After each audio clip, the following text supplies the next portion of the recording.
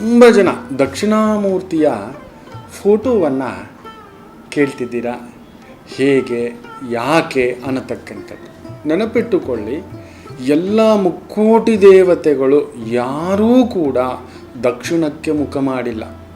ಯಾವ ದೇವರು, ಒಂದೇ ಒಂದು ದೇವರು ಬಿಟ್ಟರೆ ಯಾವ ದೇವರು ದಕ್ಷಿಣಕ್ಕೆ ಮುಖ ಮಾಡಲು ಕುಳಿತುಕೊಳ್ಳುವುದಿಲ್ಲ, ಒಪ್ಪುವುದಿಲ್ಲ.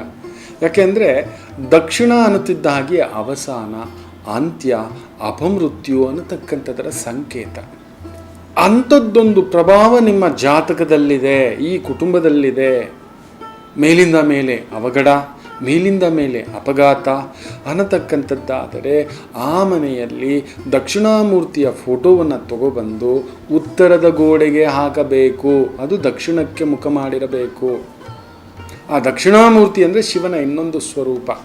ನಮಗೆ ಗೊತ್ತೋ ಗೊತ್ತಿಲ್ಲದೆಯೋ ನಮ್ಮ ಹುಟ್ಟಿನಿಂದ ಸಾವಿನ ಕಡೆಗೆ ನಮ್ಮ ನಡೆ, ನಾವೆಲ್ಲರೂ ಸಾವಿನ ಕಡೆಗೆ ನಡೆ ಹಾಕ್ಕೊಂಡು ಹೋಗ್ತಿದ್ದೇವೆ, ಹೆಜ್ಜೆ ಹಾಕ್ಕೊಂಡು ಹೋಗ್ತಿದ್ದೇವೆ. ಅದರ ನಡುವೆ ಬರತಕ್ಕಂಥ ಕೆಲವೊಂದು ಸಮಸ್ಯೆಗಳಿದಾವಲ್ಲ, ಸಾವಿಗಿಂತಲೂ ಮಿಗಿಲಾದಂಥ ಅವಮಾನ, ಅಪಮಾನ, ಘೋರಾತಿ ಘೋರ ಸಮಸ್ಯೆಗಳು ನಮ್ಮನ್ನು ಬೆಂಡು ಮಾಡಿಬಿಡ್ತವೆ, ಭಯ ಬೀಳಿಸ್ಬಿಡ್ತವೆ, ಆತಂಕಕ್ಕೊಳಗಾಡಿಸ್ಬಿಡ್ತವೆ. ಇನ್ನು ಜೀವನ ಬೇಡ ಅನ್ನುವಷ್ಟರ ಮಟ್ಟಕ್ಕೆ ತೊಳಲಾಟಕ್ಕೆ ದೂಡಿಬಿಡ್ತವೆ.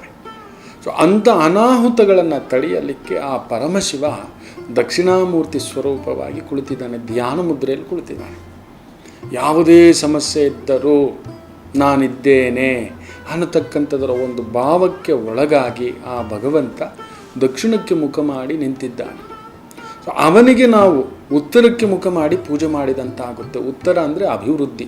ಯಾವುದೇ ಸಮಸ್ಯೆಗೊಂದು ಚೆಕ್ಮೇಟ್ ಇದೆ, ಅಲ್ಲೊಂದು ಅಣೆಕಟ್ಟಿದೆ ಅನ್ನತಕ್ಕಂಥದ್ದರ ಸಂಕೇತ. ದಕ್ಷಿಣಾಮೂರ್ತಿ ಅಪಮೃತ್ಯು, ಅನಾಹುತ, ತೊಂದರೆ, ಯಾವುದೋ ಒಂದು ದೀರ್ಘಾವಧಿ ವ್ಯಾಧಿ, ದೀರ್ಘಾವಧಿ ಸಮಸ್ಯೆ, ದೀರ್ಘವಾದಂಥ ಒಂದು ತೊಂದರೆಗಳಿಂದ ಬಳಲುತ್ತಿರತಕ್ಕಂಥ ಕುಟುಂಬಸ್ಥರು ಈ ದಕ್ಷಿಣಾಮೂರ್ತಿ ಶಿವ ಬಂದು ಪಂಚೆಯಲ್ಲಿರ್ತಾನೆ, ಹಣೆಗೆ ಹಳದಿ ತಿಲಕ ಇಟ್ಟಿರ್ತಾನೆ, ಕೈಯಲ್ಲಿ ಒಂದು ಪಾತ್ರೆ ಇಟ್ಕೊಂಡಿರ್ತಾನೆ, ಜ್ಞಾನದ ಪಾತ್ರೆಯನ್ನು ಇಟ್ಕೊಂಡಿರ್ತಾನೆ.